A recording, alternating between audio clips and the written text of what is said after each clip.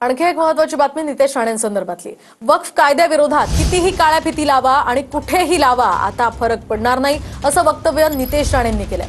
तर पालकमंत्री झाल्यानंतर सिंधुदुर्ग जिल्ह्यात काय बदल झालेत हे सांगताना सुद्धा नितेश राणेंनी वादग्रस्त विधान केलं। पाहूया।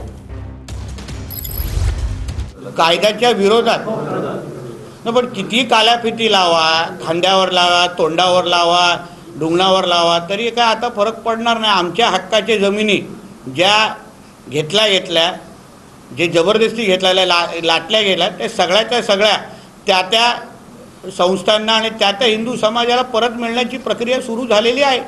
आता काळ्या फिती कुठेही लावा, काय फरक पडणार नाही। डुंगणावर लावून पाहिजे तर शुक्रवारी सिलेंडरवरती करा, काही फरक पडत नाही। आता मला तर अधिकाऱ्याचं नाव घेणार नाही, पण अधिकाऱ्याने एका पारंपरिक बीज विक्रेत्याकडे गेला, त्याच्याकडे वॉच ठेवत होते, त्याची विचारपूस केली। त्यांनी काय सांगितलं माहिती आहे? ज्या दिवशी नितेश राणे पालकमंत्री झाले त्याच दिवसापासून मी बीज विक्री बंद केलेलं, आता मी चिकन विकतो।